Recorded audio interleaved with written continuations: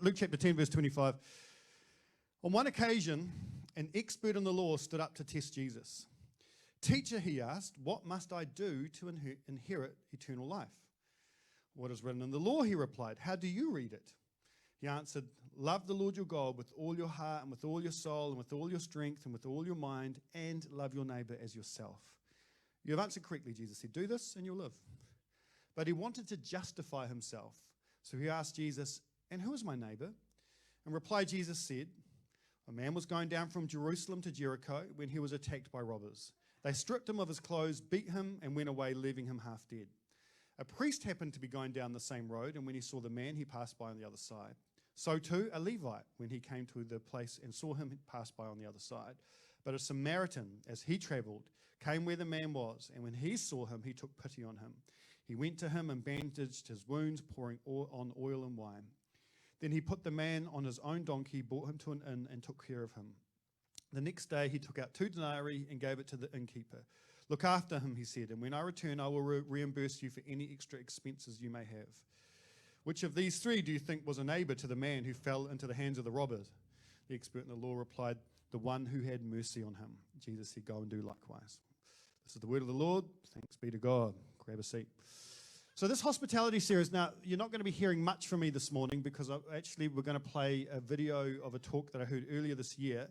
And that's not something that we do very often. This is probably the 3rd time in the history of Bay Vineyard. Once was an intentional one. Another time, our guest speaker had to fly home that morning because of a family emergency. And so we played a video because I was overseas.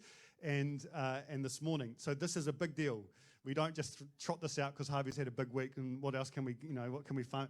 This talk that you're about to watch is it's 22 minutes of some of the most life-changing, challenging words I've heard in a long time, and connects to this whole hospitality series. I just want to say this. We live in this very hyper-individualistic world where everyone's just isolating themselves, and we also live in a world, in terms of faith, where we've privatized our faith massively, and it's just about me and Jesus. And what this hospitality series is trying to do is push against the hyper-individualization and the privatization of the Christian faith. And so, no, we gather around the table as a community together. We are devoted to fellowship together. So you've got to fight against the particular kind of natural trajectory of our world, and we choose to open our homes, and we choose to welcome people to the table in the same way we have been welcomed to the table by our Lord God. Everyone is welcome at this table. And so there's something so beautiful. And as I say, I have just been loving watching the selfies and sneakies come through. Absolutely moving. Keep them coming. This is not just a 4-week thing on hospitality. There's a 4-week sermon series, but it's a term-wide focus for us as a church. We're leaning in to growing in the biblical, spiritual discipline of hospitality together. So I'd love everyone in our church to have done at least one table. Invite people around your home to some sort of table. We've talked all about that. Now, what we haven't explored heaps is just the potent missional dynamite that hospitality is. Like, this is how the world gets changed, is through acts of hospitality. It's, as I said in the first sermon, it's actually how the kingdom advances. Jesus in the Gospels, he's either going to a meal or from a meal. Like, so much of his ministry life is centered around the table. How cool is that? So what we're going to do is we're going to watch this talk, and then I'm going to give some concluding thoughts. But this is really to help us, as we finish the series, consider what this means missionally for us. So this is a talk by Pathak. He's the national director of the Vineyard in the States. And you'll love you'll love the Vineyard a little bit more when you just see how wonderful this man is.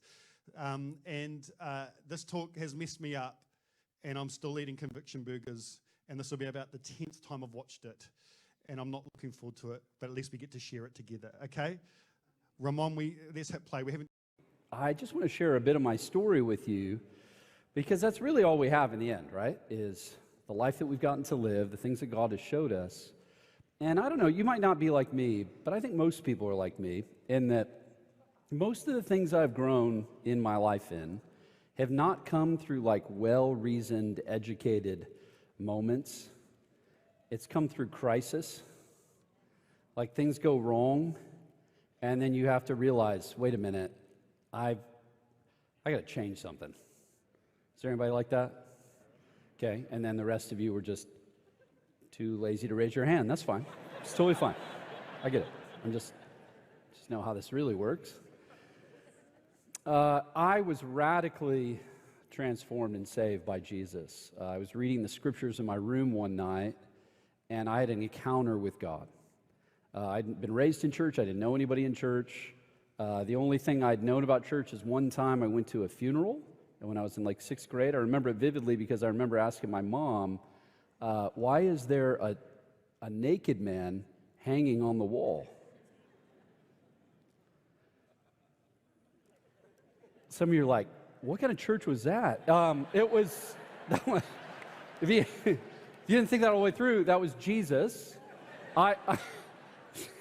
You're like, what? That's Jesus. It's strange to see people tortured in public. So that's how little I knew. I didn't know anything about Jesus. So I was radically transformed through this encounter. And out of that, of course, I ended up in a church. And so sort of the evangelistic fire in my heart was almost instant because I wanted my friends to know Jesus. And so I ended up in a growing church where kind of a job that I had was to throw like big parties and try to get people to come. You ever done one of these?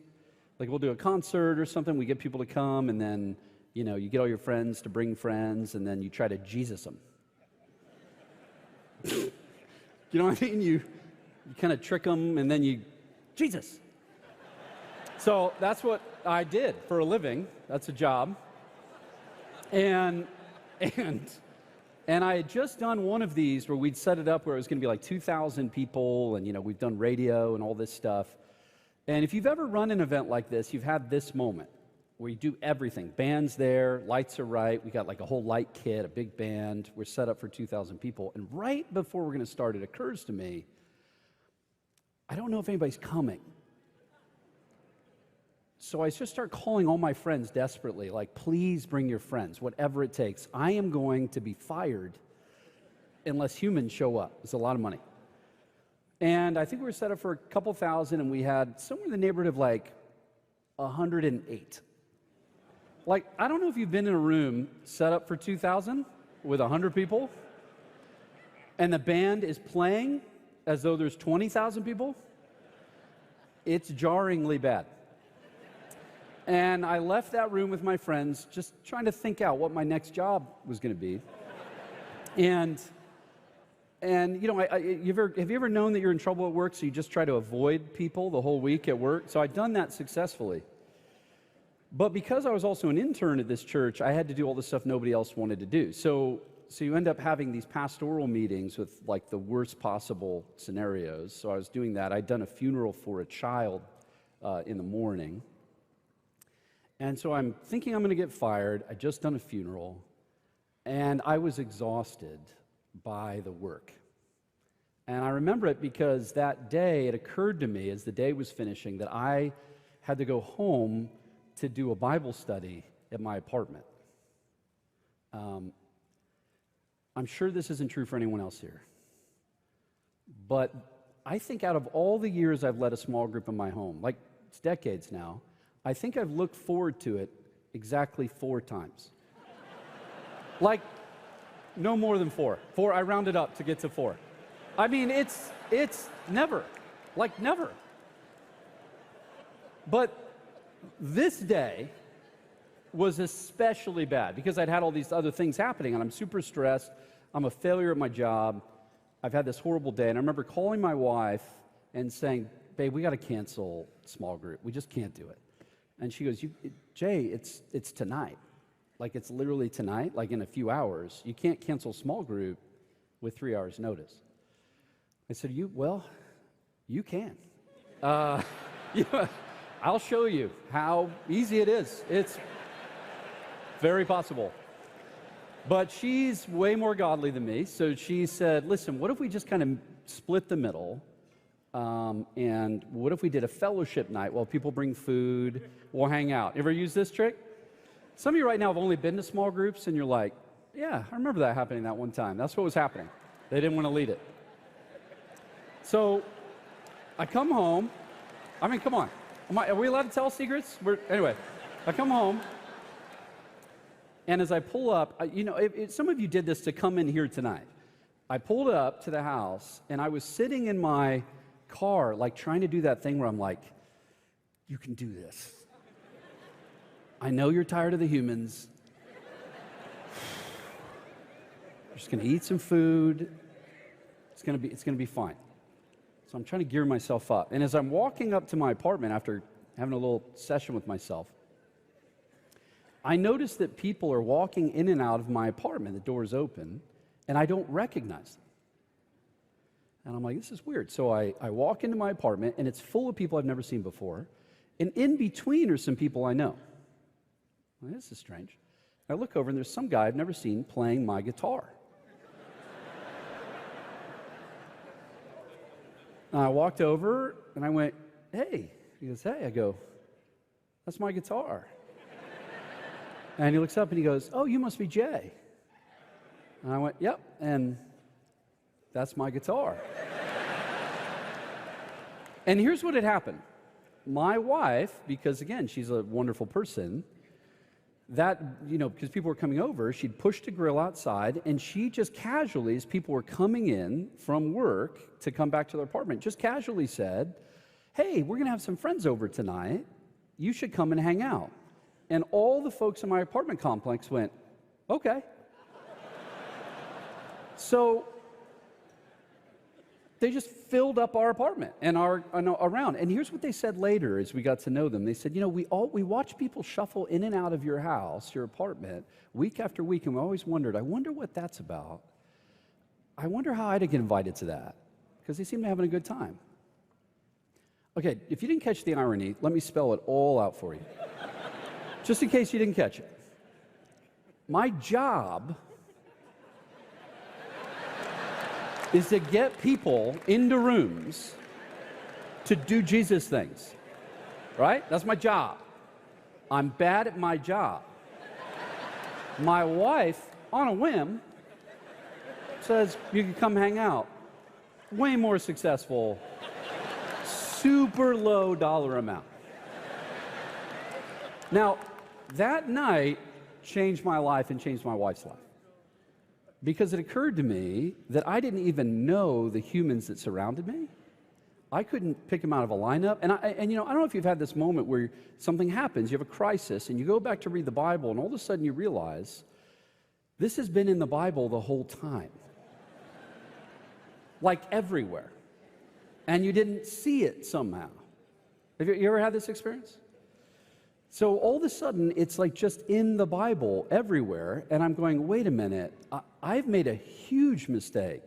I get in my car to drive and do ministry, and Jesus said something about the people that live right near me. Now, this happens all through the Bible, so I'm just going to give you one little example. It's in Luke chapter 10. It's a passage that you know very well. Many of you have heard it many times. It's actually pretty known in common culture as well, so I'm just going to tell it to you. And the reason I want to tell it to you and not have you read it is so that you don't get used to the sort of the rhythm of the text, right? Like Bible that you already kind of predict what's going to happen. So just stay with me as though I'm telling you a story you've not heard before, even though you've heard it. Does that make sense? It's commonly called the story of the Good Samaritan, the parable of the Good Samaritan. You heard this before? Well, let's do it very quickly. Jesus is doing all this stuff. And a teacher of the law comes up to him and says, what must I do to inherit eternal life? Jesus says, I don't know. You're a lawyer. Why don't you answer it? You're smart. This is what you do for a living. What's the answer? He says, love the Lord your God with all your heart, mind, soul, and strength, and love your as yourself. Jesus says, good answer. Do that, and you'll live. Full stop. Awkward stare. Lawyer looks at him and says, well, and here's the key. He wanted to justify himself. So he said, and who is my neighbor? He does a lawyer trick. Anybody, know any lawyers? I wanted to be a lawyer. I was studying philosophy to do law. Lawyers are good with words, and they look for loopholes. That's kind of what they do. They create loopholes, or they look for loopholes. Some of you are lawyers and you're offended. Sorry. It's true. So he says, what? He says, neighbor, neighbor, neighbor. Who is my neighbor? What's a neighbor? Neighbor. Even as I keep saying it, you're like, that is a weird word. Neighbor. It sounds weird. Neighbor. Neighbor. What's a neighbor? Neighbor. He's seeking to justify himself, right?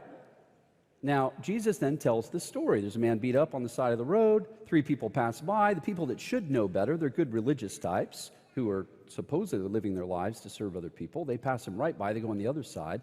And then along comes the bad guy and takes care of him. Puts him on his donkey, takes him to the equivalent of a hospital, pays for everything. And then he turns back to the lawyer and says, so who was the neighbor to the man? And he says, he can't even say the word Samaritan. He says, I suppose the one that took care of him. And then Jesus says, well, then go and do likewise. Jesus takes a definition of a neighbor and expands it to include an enemy. He says, okay, you're asking me what's a neighbor. Okay, anyone that you come across who's in need is your neighbor. Even if it's an enemy, you're to take care of them. And in this way, you fulfill the law and the prophets. Jesus says, another place, all the law and the prophets are summed up in this: to love God with all your heart, mind, soul, and strength, and love your as yourself. That's what he says. So all the law and the prophets, I don't know if you looked at the Bible recently, it's a big chunk. Then he takes that and he expands it to be an enemy. Now here's what I'd like to suggest to you today. I'd like to suggest to you that Jesus takes us to graduate level neighboring by an enemy, because it's easy to say, okay, I haven't come across a wounded terrorist lately. But if I did, I would be great at that. I would be the guy. I'd be the girl. It'd be great. I would like to suggest that we should not be in graduate school. We need to start in kindergarten. And maybe we should consider our actual neighbors, like the people that surround. I have one slide. Can I have my one slide? There it is.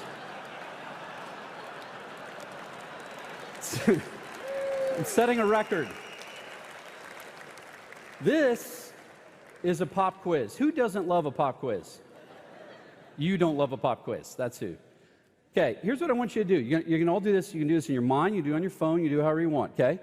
That's like a GPS map, like a Google map. Your house is in the middle, okay? I want you to write the names of the homes that surround you. People that live there. Go ahead and start. You write it. You have a pen. You have a pen. Just go ahead. Do it right there on your paper. You do too. Just you can draw that. Yep. There you go. Okay. You just start writing the names of people. And I just want to make sure as you're doing that, real quick, don't consult. Right now you're consulting. Don't consult. Here's the thing. You can't say cat lady. That's not her name. It's not her name. Her actual name. Okay? Some of you are doing that. In the middle of the box, you can just write, like things you know about him, like likes to play golf, is from Idaho, is a lawyer. Things you would learn talking to them. You can't say, drives a red car. Cheating. As some of you talk to him. And then in the bottom, and you can do this as you leave, you can write like, what do you think makes them tick? Like, what do they hope for? What do they fear? Maybe even what's their spiritual condition? In those layers, from name to things about them to kind of what motivates them, you're moving from a stranger to an acquaintance to a real relationship. So there's your pop quiz. 8 boxes. Now, let's remember the lawyer. He wanted to justify himself. Right now, some of you are going, Jay, I would love to do this, but there's a park behind my home, so, the map doesn't work. Don't be a legalist. The 8 closest. Some of you are like, I'm in an apartment. I don't know. There's only 2. What can I do? I just moved there. What, I don't know. Don't do any of that. 8. Okay, now how many of you, just quick poll, how many of you can name all the names of the 8 neighbors that surround your home? All 8 of everyone that's there, raise your hand really high. All 8, really high. Okay, I'm going to call on you. Do you see how my hands went back down? Do you see that? Did anybody see that? I saw it. I can see it from here. You're like, I'm... Hey, real high. How many? Okay, now, right now, in our church, this has been affectionately called the chart of shame because it creates shame. So let us review. Can we review briefly? Lawyer says, eternal life, how do I do that? Says, well, what do you think? Love God, love your neighbor as yourself. But who's my neighbor? Neighbor. Jesus says, well, your enemy's your neighbor. And I'm saying, wow, that's really hard. Let's start at kindergarten. And then when we're in kindergarten, I'm saying let's use crayons in kindergarten because I'm asking not for even love them. This is a deep theological thought. To love someone, you might need to know and retain their name. See, here at Exponential, you're going to hear great talks. People are going to raise the bar for leadership, like, cultural awareness. John Mark Comer, he's my friend. He's like, understand the culture, how it's moving, blah, blah, blah. Raising the bar. Get smarter, try harder, know things. It's important. Jay's here to lower the bar. I am lowering the bar so low that you can't get under it, okay? Like love your neighbor as yourself. I'm saying, can you know and retain someone's name? Because that's the starting point to a relationship that makes a difference. You guys are all here because you're committed. Like, you flew here, you're in this room, you're doing all this stuff. I'm asking you to do something super basic, and it's possible that Jesus is a genius. It's possible that he gave us a way that would transform the entire world. Can you imagine how your city would be different if every believer knew and retained the names of their neighbors, prayed for them, connected to them, served them, and cared for them? That's an exponent. It's an exponent. Exponential impact. Each time, 8 more are impacted. Listen, before we're going to go do all the other things, I think we should start here. A number of years ago, then when we moved to plant the church, we had this in mind, and we got to know the names of our neighbors. We prayed for them continually, and we had one neighbor that wouldn't talk to us. They didn't like us. They would kind of hide and stuff. But we knew their names, and we would pray for them. We had this chart on our fridge, and we'd pray all the time for them. One day, my wife wakes up, and she says, I felt like God spoke to me about our neighbors across the street. I had the weirdest dream, and in the dream, she came up to me in the street and looked at me and said, I have a pain in my body that I haven't told anyone about, and I need your help. And I said, that's pretty specific. But they don't want to talk to us. She said, well, next time we see him, we're going to ask. I go, okay, sure, that's going to go great. And literally that day, we're walking outside, and we see her getting in her car, and she goes, right now. I'm like, I don't think she wants to. And this feels weird, So we walk across, and she said, I had this dream about you. And she just blurts it out. And this woman just shouts out, she says, I've had a cancer diagnosis. I've not told anyone. I don't know what to do. I'm afraid to tell my kids. And my wife says, well, Jay and I pray for healing. That's what we do. We're going to pray for you right now. It's like, oh, man, this is a lot. So right? Wouldn't you feel that way? Just right there in the driveway. So we put our hands on her. There's prayers you pray that it feels like something's happening. And there's prayers you pray that it feels like nothing's happening. This was that kind. Nothing. And you're like, she hadn't been coached in the praying thing, so she didn't close her eyes. She's just like staring at us.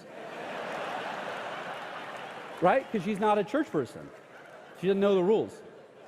So I'm always like, can you close your eyes? So anyway, we pray. And she's like, great, thanks. She just gets in her car, and I was like, that was the worst. A week later, she went and got a scan. She comes up to our house, knocks on the door, busts open the door and says, the cancer is completely gone.